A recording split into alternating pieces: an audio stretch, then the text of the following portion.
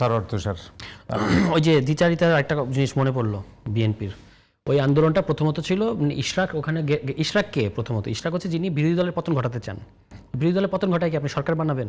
তো সেই ইশরাক হচ্ছে প্রথমে আন্দোলনে নামলো, বললো যে আমার মেয়র পদ দিতে হবে, মানে কোন ইলেকশনের মেয়র, এবং উনি আসলে ওই ইলেকশনের প্রথমে ছিল যে ইলেকশনের রেজাল্ট বাতিল করেন, এরপর মেয়র হতে চাইলেন এবং 2 দিন দেখলাম উনি মেয়র হিসেবে প্রোটোকলও নেওয়ার চেষ্টা করলেন। আচ্ছা যাই হোক, তো সেখানে গেলেন প্রথমে মেয়র হইতে চাই এই দাবি নিয়ে, ওখানে গিয়ে হচ্ছে বললেন যে 2 উপদেষ্টার পদত্যাগ চাই।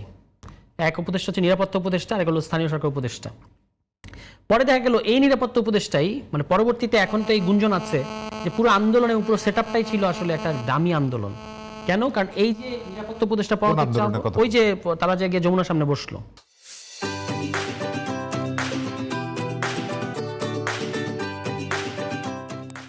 যে মানে একটা দামি আন্দোলন এখানে সেট করবো, তারপর এটা উচিলা দেখায় বলবো চলো এবার লন্ডন যাই, এবং পুরো জিনিসটা করেছেন কিন্তু নিরাপত্তা উপদেষ্টা, যার বিনিময়ে উনি পররাষ্ট্রমন্ত্রী হয়েছেন। তো এখন দ্বিচারিতা হলো যে আপনি যার বললেন যে এই লোক বিদেশি পাসপোর্টধারী, তাকে আপনি দেশে নিরাপত্তা তুলে দিচ্ছেন, তো তার হাতে দেশের পররাষ্ট্র মন্ত্রণালয় কিভাবে তুলে দিলেন? এটা দ্বিচারিতা না? বিএনপি কোনো ব্যাখ্যা দিয়েছে আপনাকে, বা আমরা জাতিকে কোনো ব্যাখ্যা দিয়েছে নাকি আমরা 2/3 পেয়েছি সুতরাং যা করবো সেটাই? তো বিএনপি একটা ইশতেহারে লেখা দরকার ছিল যে আমরা দ্বিচারিতা করবার, আমরা যদি 2/3 ম্যান্ডেট পেলে আমরা দ্বিচারিতা করব, এটা বলে দিলে ভালো হতো।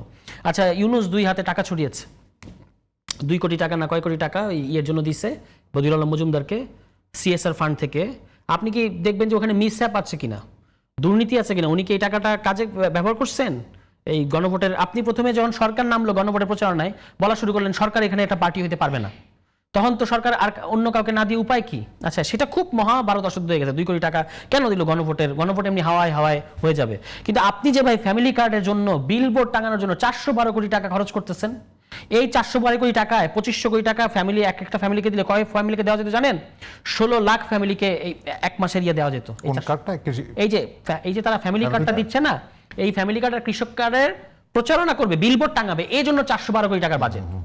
শেখ হাসিনা তো আপনাদের চেয়ে ভালো ছিল, শেখ হাসিনা মুজিব বর্ষের জন্য 100 কোটি টাকা খরচ মানে ইয়ে করছিল, আপনি 412 কোটি টাকা খরচ করবেন। এই যখন আপনি দুয়ারে গিয়ে হাত পাততেছেন, এডিবির কাছে হাত পাততেছেন, জাইকার কাছে হাত পাচ্ছেন, ওয়ার্ল্ড ব্যাংকের কাছে হাত পাচ্ছেন, আইএমএফ এর কাছে হাত পাচ্ছেন, এবং আইএমএফ আপনাকে একটা ওই যে ঝুড়ি ধরাই দিয়েছে যে না তোমাকে ঋণ দিব না। কেন দিব না? তুমি ব্যাংক খাতের সংস্কার করো নাই, এনবিআর সংস্কার করো নাই, ওই বাংলাদেশ ব্যাংকে নিজের গভর্নর বসাইছো, একটা পলিটিক্যাল অ্যাপয়েন্টমেন্টস, এবং সমানে একের পর এক সামাজিক সুরক্ষা খাত বসাচ্ছ।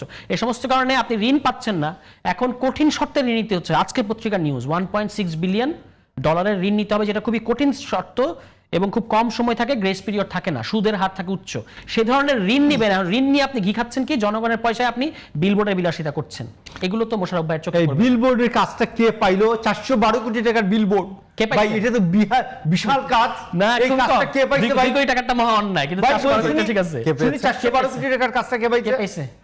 না, 412 কোটি টাকা আমি তো শুনলাম না। 412 কোটি টাকা বিশাল কাজ। সার্চ করেন সিদ্ধান্ত গভর্নমেন্ট। আপনি হয়তো আপনার সারাদিন তো উনি এনসিপি বৈষম্য বিরোধী জামায়াত নিয়ে পড়ে থাকেন, এই কারণে সরকার এটা যে করতেছে 412 কোটি টাকা বিলবোর্ড করতে হবে। 412 কোটি টাকা বিলবোর্ড, হ্যাঁ বাংলাদেশে 412 দেখাবো আপনাকে। বিলবোর্ড করার জায়গাই নেই। আমি আমার টেলিভিশন আছে, 35টা টেলিভিশন আছে, সরকারের সিদ্ধান্ত। হ্যাঁ, এটা আপনার সরকারকে বলেন, ঘন্টা প্রচারণা, এটা সরকারকে বলেন যে এত টাকা খরচ করতে হবে কেন? এই যে 412 কোটি টাকা খরচ। মোশাররফ ভাই নিশ্চয়ই এটা ব্যাখ্যা দিবেন। আপনি তো অপোজিশন বলেন 412 কোটি টাকা কেন খরচ করতেছে? সরকারকে জিজ্ঞেস করেন 41,000 বিলবোর্ড টাঙাবে সে সারা দেশে। 41,000 সে। আচ্ছা, আমরা আলোচনাটা গুছিয়ে নিয়ে আসি, শেষ দিকে আছি। একটা বিষয় জনাব, এই যে পত্রিকা নিউজ, 41,000 বিলবোর্ড বসাতে চান স্থানীয় সরকার বিভাগ, ব্যয় 412 কোটি চান। আপনি কি এটা চান? হ্যাঁ, করবেন না এটা নাকি? এটা তো স্থানীয় সরকারের সিদ্ধান্ত। চাইলেই তো হবে না। আপনারা চাইবেন কেন? এটা কে চাইতেছে? সরকার চাচ্ছে, স্থানীয় সরকার বিভাগ চাচ্ছে। চাইলেই তো হবে না। আমি বললাম চাইলেই হবে না। আচ্ছা ঠিক আছে, 412 কোটি না, 12 কোটি টাকা হবে। এই টকশো শেষ করে ফোন দিয়ে 12 কোটি টাকা হবে না, আমি বললাম। জি, আমরা একটু কথা হচ্ছে, হ্যাঁ ওই তো মানে জমিদারি তো না, ডক্টর ইউনূস জমিদারি না, 412 কোটি টাকা খরচ করবেন না। বিএনপি জমিদারি করবে না তো। হ্যাঁ ঠিক আছে, থ্যাংক ইউ। যেখানে 70 লক্ষ ছিল, 70 লক্ষ টাকা ছিল, 70 লক্ষ টাকা ছিল প্রধানমন্ত্রী কার্যালয়ের আগে আপ্যায়ন বরাদ্দ বছরে। এইটার থেকে আরো 40-60%, 40-50% টাকা ফেরত যাইত। আর হাসিনা সেইটাকে 700 কোটি টাকা খরচ করছে। প্রতি বছর আপ্যায়ন বিল। তো বিএনপি এটা করবে না। ঠিক আছে, বিএনপি আলহামদুলিল্লাহ, না করলে ভালো। জনগণের কষ্ট ভালো করে টাকা প্রাইম বেঁচে মিনিস্টার্স অফিসে বলছে সর্বোচ্চ একজনের জন্য বরাদ্দ হবে 150 টাকা দুপুরের খাবার এবং বিকালের নাস্তা বাবদ। কথা বুঝছেন? তো এইটা জিয়াউর রহমানের ফ্যামিলি কখনোই খাবার এবং পোশাকে বিলাসিতা করে রাষ্ট্রের টাকা বা নিজের টাকাও, নিজের ফ্যামিলি টাকা কোনদিন খরচ করে নাই।